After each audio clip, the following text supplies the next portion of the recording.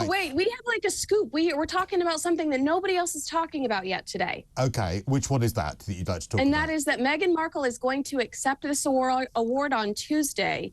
Now, this is the award from Gloria Steinem, and yes. This is the Duchess of Sussex winning a Digital Media Award for her Spotify podcast Archetypes, and these are an award called the Women of Vision Awards, celebrating generations of progress and power, and these are the honorees. And so Meghan is winning this award. It's, you know, kind of a feminist change maker is what she's being called. Powerhouse grassroots leaders. And the reason that this is interesting is because, you know, like clockwork, Catherine surprises us all with this Eurovision appearance, and then Meghan Markle shows up on the street getting papped while eating sushi, which, you know, I talked to a paparazzi this week that told me that they very rarely leave their house, Harry and Meghan, that they do camp outside of it and they don't make a dollar because they very rarely leave their house. And so it's funny to me that Harry and Meghan stopped to grab dinner at 3 p.m. on, you know, the exact same day that it's, you know, William and Catherine released this brilliant behind the scenes coronation video on YouTube, and Catherine makes her surprise appearance on Eurovision. I think this is all leading up to Meghan's accepting this award on Tuesday. Will she or won't she go into her Procter & Gamble soap story again? We'll have to see during the acceptance speech. I'd say we need to make it a drinking game at this point. Well, what played Markle Bingo? Is that what it is? So you have the soap story, that one.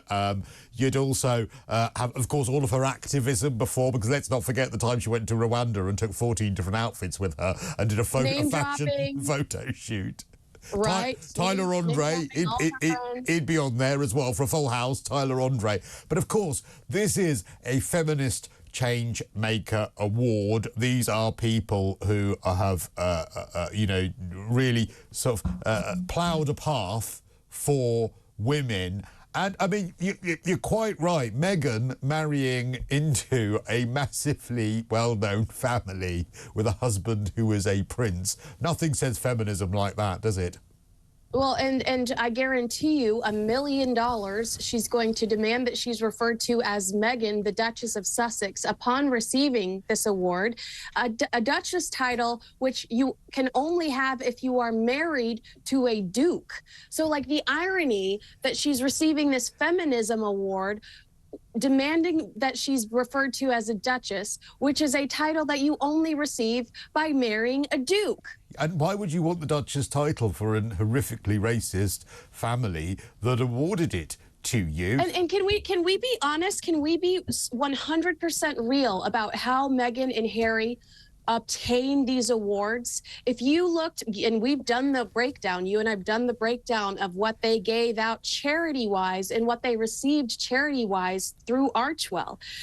They've contributed very little to society, but what they are doing is these strategic partnerships through public relations, through friendships, to get these to garner these awards, to fatten their biographies, to fatten, you know, their, I mean, just like they accepted that. It's all about their brand. Every single thing that they do is about their brand and building their brand, whether that's going to the coronation, whether that is, you're quite right, accepting awards. In the profile accompanying the announcement of Meghan, she is described as a feminist, a champion of human rights and gender equity, and a global role model. I'm not sure the people of Rwanda would agree. Her lifelong advocacy for women and girls remains a constant thread she weaves through both of her humanitarian and her business ventures, apparently. And she asked them to update the bio. When that bio was originally published, she asked them to change it to add that she was one of the most powerful women in the world. powerful women in the world. I mean, that's insane to me, because don't forget, Cristo, we're linked, not ranked, according to Meghan Markle. So, you know, this is just wild to me. Just another, just like they both accepted the award for fighting racism within the monarchy from the Robert F. Kennedy Jr. But hold on, they backtracked and said that it wasn't racism in the monarchy, it was unconscious bias. Did they do that after they accepted the award? They said that after they accepted the award. You've got to give them credit. They are outrageous, so they accept an award for fighting racism before saying, oh, no, we never said that there was racism. We never said that there was racism. But, oh, hang on, don't knock that award over. Don't knock my anti-racism award over whilst I'm saying there is no racism. It's unconscious bias. So they are amazing in a sort of staggering way. Yeah, that is the one award that they likely keep on the coffee table, so everybody has to see it when they walk in. Everybody has to take a nice look at it. That's the one that they polish religiously. You know, so it was interesting today to see Meghan Markle when there's been such a positive PR push from Kensington Palace, from William and Catherine, this beautifully produced video behind the scenes of the coronation that is just, it looks like it's a Hollywood produced film with the flashes, the music, the way that the colors are all in sync. And, you know, then to see Catherine in this beautiful ball gown playing so brilliantly, and then Harry and Meghan out for sushi. It's just like, oh my God, you guys are just you're so predictable. Do you think it's just to absolutely clarify, you think it is a deliberate attempt that when Kensington Palace with the Prince and Princess of Wales, when they put out a positive piece of PR and get some headlines from that, you think that that's when deliberately either Meghan or Harry or both of them choose to do something, whether it be mundane, getting sushi, whether it be going for a walk in the hills of LA and the trails of LA whilst wearing jewellery in excess of $100,000, when they choose to do that, you think that that is a deliberate attempt to get some column inches and take them away from the Prince and Princess of Wales? I do. I mean, don't you think? Well, again, I talked to the paparazzi this week about what goes on in Montecito, and they said, did Meghan make the call last week to the Paps to make sure they saw her hiking? Maybe not, but strange that she chose the day she chose to go for that hike, knowing that there would be people trying to get a glimpse of her because they were expecting a big birthday party for Archie, which apparently didn't come to fruition. Yeah, that's true. He rushed back for a birthday party that sort of didn't happen. That's Harry, that is.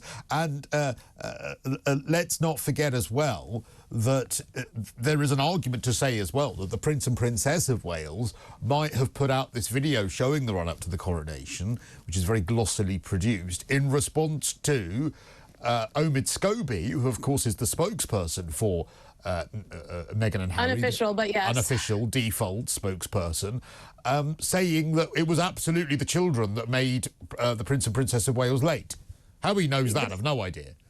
Despite the fact that Kensington Palace said that they were on time, it was the King and Queen that were 6 minutes early. Well, I mean, maybe Omid was in the room. Maybe Omid was in the closet. Yeah, he is the unofficial spokesperson. There's a joke in there somewhere, I'm sure there is. For the Duke and Duchess of Sussex and whatever is injected into his forehead. Well, we've only got 3 minutes left. I don't think we've got enough time to list. OK, let's talk quickly as well about the Charles being pictured. He was at Eurovision last night as well. I think he was at one of the semi-finals. So the King and Queen and the royal family have really got behind Eurovision this year. And, of course, an amazing new portrait released this week of the King and the two heirs in perpetuity. Right. And tell me if you thought about this when you looked at that photo. I immediately was reminded of all of the stories that came out about how the picture of the Queen, Prince William, Prince Charles, and Prince George, that photo being displayed on the Queen's desk is what truly infuriated Harry and Meghan, and that is when they decided to go full steam on Megxit, remember? Yes. And we all were looking at that photo going, it's the heir. Like, it's the heir, you know, it's the Queen and it's why would you be offended by that? You're not in the line of succession, you know, like you're not in the immediate line. Like, but I know Harry is not the sharpest tool in the box. Let's be honest, he really isn't. Bless his heart. Has anyone actually explained the line of succession to him? I mean, has anyone actually ever sat down? Do you think that was an oversight, that no one in the royal family or his late mother or anyone actually sat him down and said, you know, this is how the actual royal family works? Because when you read his gripes, read his book, and ye gods, I've read Spare, cover to cover, as you know, there does seem to be a sense that, you know, everything's terribly unfair and it's all sort of awful, and I'm set aside and no one really listens to what I say and everyone's obsessed with William and I don't know why. And you do get the impression of someone that has absolutely zero idea of how the royal family works, which is strange. Well, Paul Burrell told me the story for the first. I mean, he told it to me for the first time, but I've heard him tell it a million times during Coronation Week about how Diana was worried about Harry feeling left out, and how William would say, "I don't want to be king," and Harry would say, "I'll be king." So Diana started referring to him as good King, good King Henry, and Paul and Diana would secretly refer to him as that. So a part of me thinks maybe he was built up by Diana to think he was just as important, or should be just as important. And I'm sure that was on her agenda, because there are also stories about the Queen Mother grabbing William and working with William privately, the Queen working with William privately. That had to have hurt Harry, and Diana seeing that, she might have said, I'm going to overcompensate.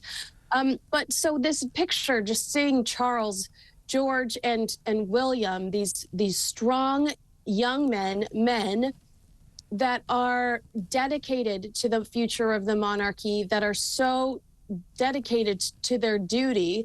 I thought it was a striking photo. I thought it was beautiful, well done. I'd love to see it as a painting, but I just thought it was a fabulous picture. And we'll see whether there's any response from the moaners of Montecito on that one. In the meantime, Kinsey, thank you very much indeed.